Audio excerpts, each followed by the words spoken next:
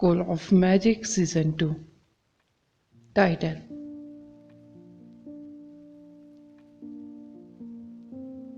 भयानक मैजिशियन। जब आदर्श पर फ्लेम बेले का कब्जा हुआ तो उल्कापिंड मुट्ठी की ताकत पहले से ही बहुत अधिक थी। यहाँ तक कि डोंग फेंग ली की 4th लेवल की फायर फिस्ट भी इसका मुकाबला नहीं कर सकी। अब आदर्श ने 4th लेवल की फायर फिस्ट में भी महारत हासिल कर ली थी। रोज फ्लेम के 2.5 गुना ज्यादा ने उग्र मुट्ठी 9 ड्रैगन्स को और भी भयंकर बना दिया। 4th लेवल की फायर फिस्ट और छोटी फ्लेम बेले की पोजेस को मिलाते इसमें उल्कापिंड फिस्ट 9 ड्रैगन बहुत ही ज़्यादा हिंसक थी। यहाँ तक कि कमांडर लेवल के ज़ॉम्बी को भी इसके विरुद्ध कठिन समय का सामना करना पड़ा। किसी भी तरह यह स्पष्ट था कि उल्कापिंड मुट्ठी 9 ड्रैगन की क्षति एक एडवांस मैजिक के स्तर तक पहुंच गई थी। आदर्श ने पहले ही महसूस कर लिया था कि जब उसके सभी 49 स्टार को मजबूत किया गया था तो छोटी फ्लेम बेले की कब्जा और 4th लेवल की फायर फिस्ट का संयोजन निश्चित रूप से एक एडवांस मैजिक के बराबर था। उन्हें आश्चर्य हुआ, नुकसान उनकी कल्पना से भी अधिक गंभीर था। इंटरमीडिएट स्तर पर निश्चित रूप से इसका कोई मुकाबला नहीं था। आदर्श चिल्लाया, मैं बाकी सब तुम दोनों पर छोड़ दूंगा। वह तेजी से भीड़ में शामिल हो गया और आगे सड़क पर रुकने की हिम्मत नहीं कर रहा था। आदर्श ने ऐसे व्यवहार किया जैसे वह एक एक्सपर्ट था जो एकांत में रह रहा था। उसने युद्ध के परिणाम को बदलने के लिए समय पर आगे कदम बढ़ाया। इससे पहले कि 2 शाही मैजिशियन अधीनस्थों ने बाकी गंदगी को साफ कर लिया। सच तो यह था कि उनकी ऊर्जा पूरी तरह खत्म हो चुकी थी। यदि उसे जल्द आराम करने की जगह नहीं मिलती तो वो सबसे छोटा ज़ॉम्बी या छोटा सा कंकाल भी उसकी जान लेने के लिए काफी था। हालांकि 2 इंपीरियल मैजिशियन को यह स्वीकार करना पड़ा कि आदर्श के मुक्के से उन्हें काफी मदद मिली, जिससे ज़ुओ फेंग को फ्लैश माउंट कोर्स ऑफिशियल को 5 सेकंड के लिए नियंत्रित करने का मौका मिला, भले ही यह केवल 5 सेकंड का हो। कमांडर स्तर का ज़ॉम्बी 1 से 2 सेकंड के भीतर ज़ॉम्बीज की आधी सेना को नष्ट कर सकता है। 5 सेकंड फ्लैश माउंट कोर्स अधिकारी को एक गेंद में लुढ़कने और उसके द्वारा बनाए गए कुछ 100 कंकालों को कुचलने के लिए मजबूर करने के लिए पर्याप्त था। छोटे छोटे कंकाल काफी दयनीय थे। अभी कुछ ही समय पहले वे अपने राजा के साथ जीवित मनुष्यों का शिकार करने का प्रयास कर रहे थे, लेकिन मैजिशियनों द्वारा उड़ते हुए उसे गिरा दिया जाने के बाद उनका राजा अचानक पागल हो गया और उनकी दिशा में लुढ़क गया। चूंकि मरे हुए लोग मूल रूप से एक बार पहले मर चुके थे, किसी को परवाह नहीं थी कि वे कितने व्यथित थे। भले ही अपने सभी अंगों का उपयोग करके भागने की कोशिश कर रहे हो, फिर भी वे अपने ऊपर मंडरा रही शैडो से बच नहीं सके, क्योंकि उनका राजा उनकी ओर आ रहा था। चौड़ी सड़क कंकालों के टुकड़ों से ढकी हुई थी। प्रेत जिनकी बुद्धि मंद थी, जब उन्होंने शव अधिकारी को शत्रुतापूर्ण होते देखा तो वे दूर भाग गए। छोटे प्रेत और जनरलों की गड़बड़ी के बिना 2 शाही मैजिशियन लगातार एडवांस स्पेल डालने में सक्षम थे। प्रभाव से लगभग पूरी सड़क खत्म हो गई। ज़ुओ फेंग वह लड़का कौन था? चौकोर चेहरे वाले शाही मैजिशियन, एक जो अर्थ मैजिशियन था, उसने पूछा। उसने रॉक डायमंड की आंखों का उपयोग करके फ्लैश माउंट कोर्स ऑफिशियल को सफलतापूर्वक पत्थर में बदल दिया। युवा फायर मैजिशियन को याद करने से पहले उसने राहत की सांस ली। मुझे भी कोई जानकारी नहीं है। मैंने सोचा कि वह शैडो एलिमेंट वाला एक विश्वविद्यालय का छात्र था। ज़ुओ फेंग ने चारों ओर घूमकर देखा, लेकिन युवक को ढूंढने में असफल रहा। किसने सोचा होगा कि वह स्थिति को नियंत्रित करने में हमारी मदद कर रहा था, अन्यथा हम लोगों को विनाश के लिए छोड़ देते। चौकोर चेहरे वाले शाही मैजिशियन ने हड़बड़ाते हुए कहा। ज़ुओ फेंग ने सिर हिलाया। वास्तव में 3 शाही मैजिशियनों को फ्लैश माउंट कोर्स ऑफिशियल को मारने में ज्यादा परेशानी नहीं हुई होगी, लेकिन उच्च अधिकारियों को फ्लैश माउंट कॉर्प्स ऑफिशियल की भयानक क्षमता के बारे में बताना बहुत महत्वपूर्ण था। थर्ड शाही मैजिशियन के बिना इसने नागरिकों को की भीड़ को खत्म कर दिया था लगभग। सौभाग्य से शैडो एलिमेंट वाला विश्वविद्यालय का छात्र राक्षसी रूप से मजबूत था और उसने केवल एक इंटरमीडिएट स्पेल का उपयोग करके फ्लैश माउंट कॉर्प्स ऑफिशियल को उड़ा दिया। क्या ऐसा हो सकता है कि उसमें सोल ग्रेड की फायर हो? चुकोर चेहरे वाले इंपीरियल शाही मैजिशियन ने फ्लैश माउंट कॉर्प्स ऑफिशियल पर नजर डाली, जैसे यह सुनिश्चित हो गया कि प्राणी भयभीत होने से मुक्त होने में असमर्थ है। नहीं, मैं उसके काफी करीब था। यह कोई दुर्लभ जादुई इक्विपमेंट होना चाहिए जो उसकी फोर्थ लेवल की फायर फिस्ट को महत्वपूर्ण रूप से बढ़ाने में सक्षम है, जुओ फैंग ने उत्तर दिया। जुओ फैंग ने केवल आदर्श की अचानक फायर की लपटों में घिरते हुए देखा। उसने छोटी फ्लेम वेले को आदर्श में प्रवेश करते नहीं देखा, इसलिए वह इसे केवल किसी प्रकार का मैजिक इक्विपमेंट ही बता सका। फोर्थ लेवल या फायर फिस्ट, वह 49 सोल एसेंस। यदि एक सोल एसेंस 4 से 5 मिलियन का है तो क्या वह किसी अविश्वसनीय प्रसिद्ध परिवार का बेटा है? चौकोर चेहरे वाले शाही मैजिशियन ने आश्चर्य से पूछा। उनके जैसे रॉयल मैजिशियन को मैजिक विंग्स खरीदने के लिए कई साल पैसे बचाने पड़े, जिनकी कीमत लगभग 100 बिलियन थी। इस बीच युवक ने पहले ही अपने फायर एलिमेंट को फोर्थ लेवल पर ले गया था। ऐसा करने के लिए उसे 200 मिलियन से भी रुपीस की आवश्यकता होगी। एडवांस मैजिशियनों के लिए 10 बिलियन से अधिक की राशि को एक बड़ी राशि माना जाता था। 100 मिलियन से अधिक की तो बात ही छोड़ दे। फिर भी उसके जैसे शाही मैजिशियन के पास इतना पैसे होने का कोई रास्ता नहीं था। पैसे होने का मतलब यह नहीं कि आप इसे ऐसे ही खर्च कर दे, किसी भी तरह। उसकी फोर्थ लेवल की फायर फिस्ट ने सभी की जान बचाई, जुओ फैंग ने शांति से कहा। किसी के लिए भी अपने बेसिक स्किलों को फोर्थ लेवल तक बढ़ाना काफी दुर्लभ था। फोर्थ लेवल की इंटरमीडिएट स्किल की तो बात ही छोड़ दे, जिसके लिए भारी मात्रा में संसाधनों की आवश्यकता होगी।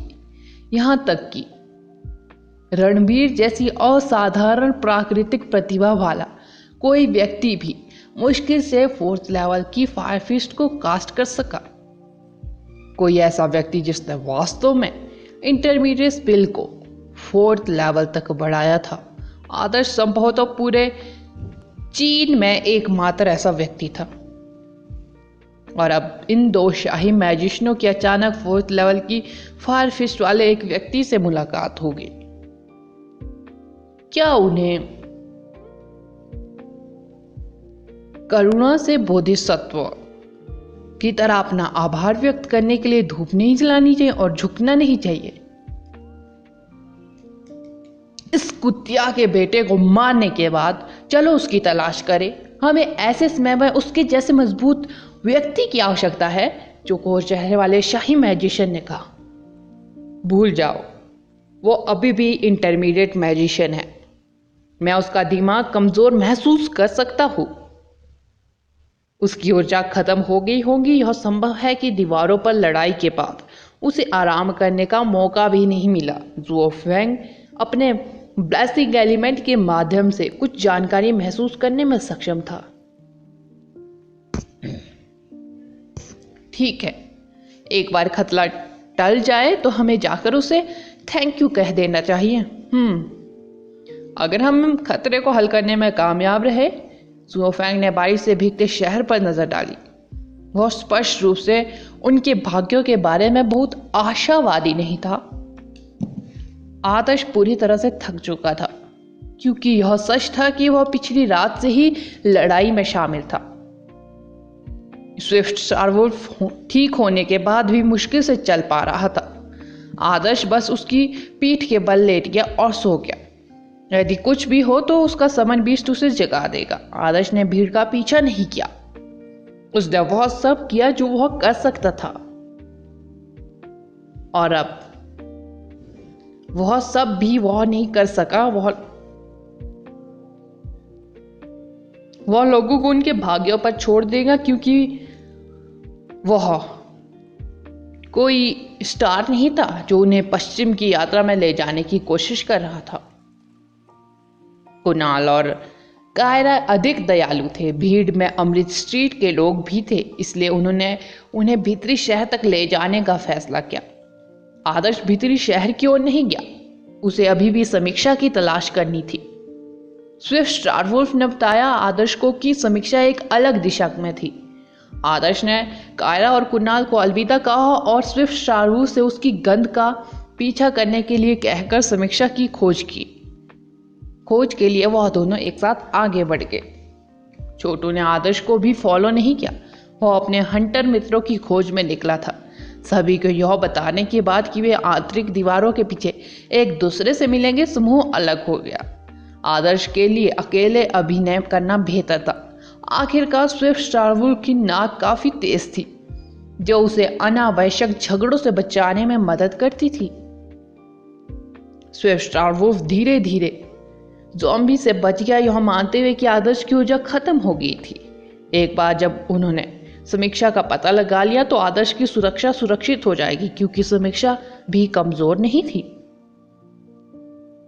School of magic season 2 title आपदा के बीच में चुंबन। स्विफ्ट स्टारवुल्फ को समीक्षा की गंध याद आई और वह गहरी नींद में सो रहे आदर्श को लेकर धीरे धीरे आगे बढ़ा। यह क्षेत्र अभी भी फ्लैश माउंट शव अधिकारियों और उनके पेट में ज़ॉम्बी से मुक्त था। उनकी यात्रा काफी सुरक्षित रही। आदर्श वास्तव में स्विफ्ट स्टारवुल्फ की रोएदार पीठ पर गहरी नींद में सो रहा था। वह बहुत थका हुआ था। यदि उसने अपनी कुछ ऊर्जा की भरपाई नहीं की होती तो वह एक बेसिक मैजिक भी नहीं कर पाता। एक नई स्किल सीखने के बाद मरना उसके लिए बहुत ही भयानक होगा। स्विफ्ट स्टारवुल्फ आदर्श को एक पुराने आवासीय क्षेत्र में ले गया। अधिकांश निवासियों को पहले ही खाली करा लिया गया था। तेजी से गायब होने से पहले गली मोहल्लों के कोनों में लोग घूम रहे थे। वे संभवतः वे लोग थे जो अन्य स्थानों से यहाँ भाग आए थे, अपेक्षाकृत सुरक्षित क्षेत्र में अस्थायी रूप से ज़ॉम्बी से छिपने के लिए जगह की तलाश में थे। वास्तव में नीदरलैंड के शासक और माउंटेन ज़ॉम्बी के नेतृत्व वाली ज़ॉम्बी सेना सबसे घातक थी। यह संभावना थी कि काला सागर बाहरी दीवारों तक पहुंच गया था और धीरे धीरे रक्षा रेखा को निगल रहा था। कुछ ही समय में पूरा शहर ज़ॉम्बीज के क्षेत्र में तब्दील होने जा रहा था।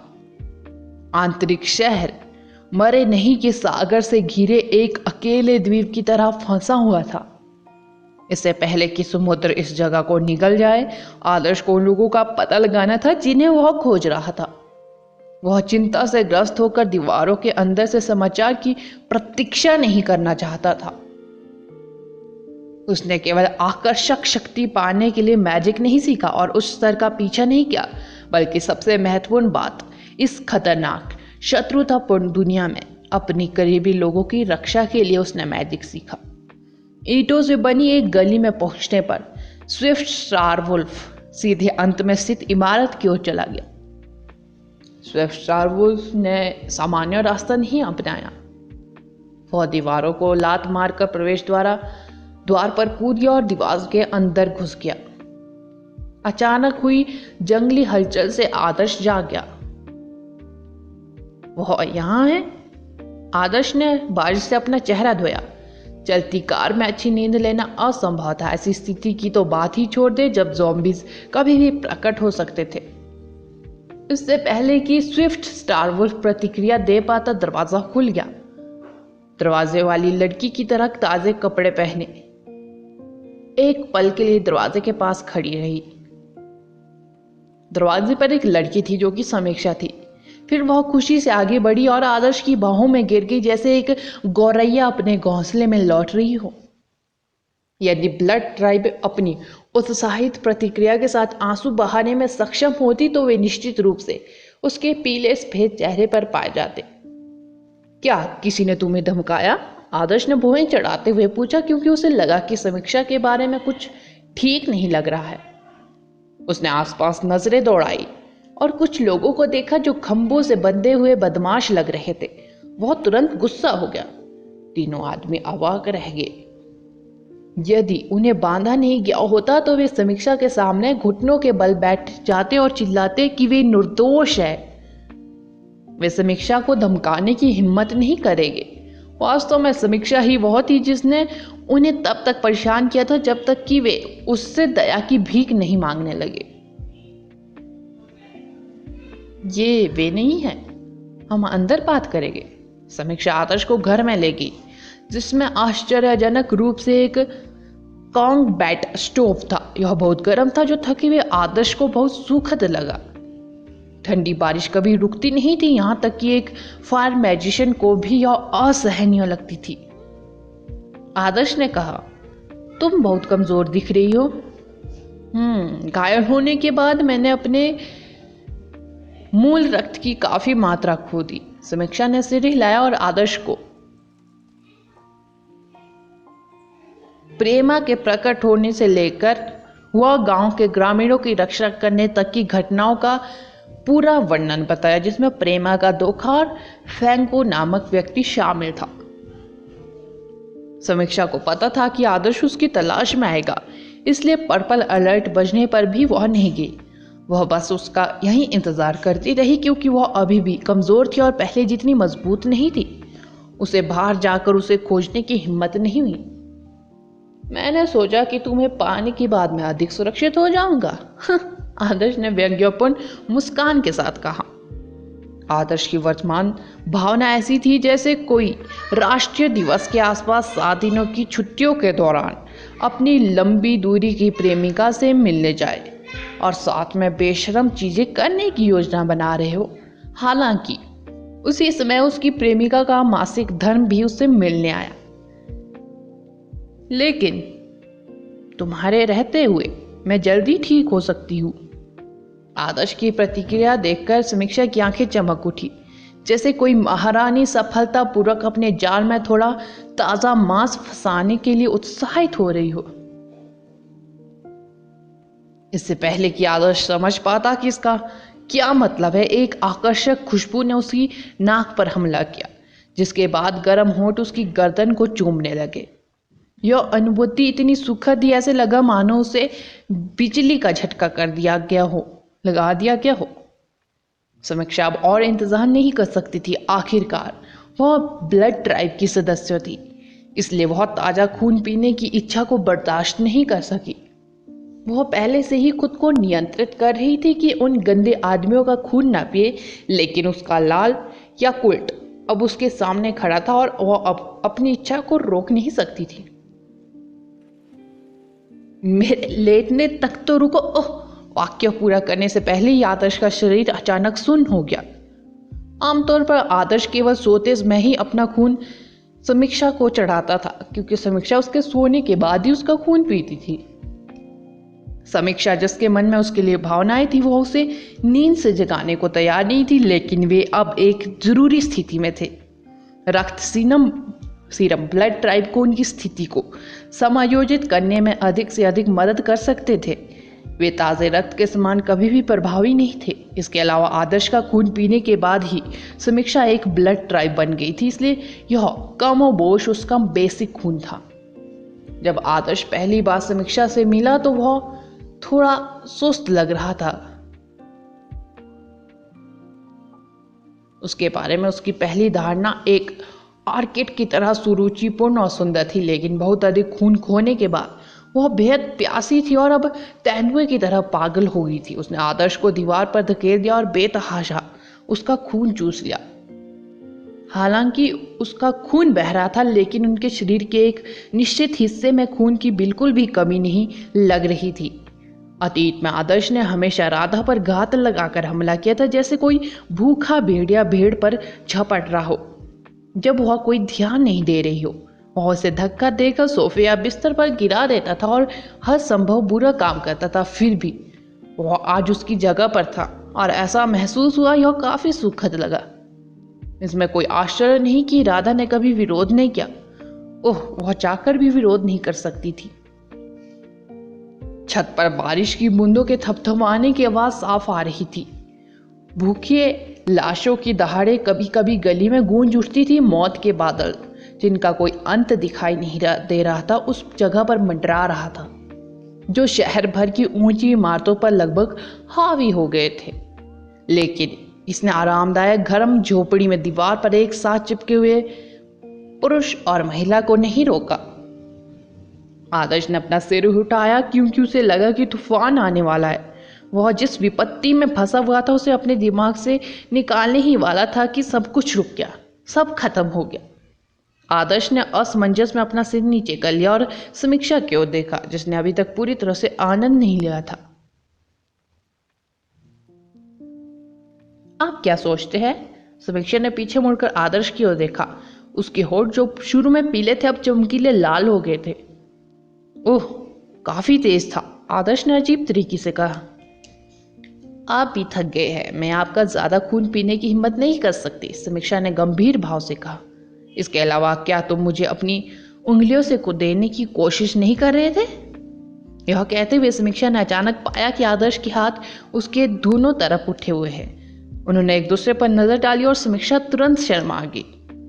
आदर्श ने खोखली हंसी भरी। उसने बाहर की ओर देखा। आज मौसम खराब नहीं है, हालांकि काफी ठंडा है। उसकी उंगली उसके आकार तक पहुंचने में उसकी कम से कम 2 उंगलियां लगेगी। आपकी ऊर्जा खाली लगती है, मैं आपकी मदद कर सकती हूँ। समीक्षा की आवाज मगर मच्छर की तरह नरम थी। स्कूल ऑफ मैजिक सीजन 2 के अगले एपिसोड जानने के लिए बने रहे मेरे इस चैनल के साथ। Thank you.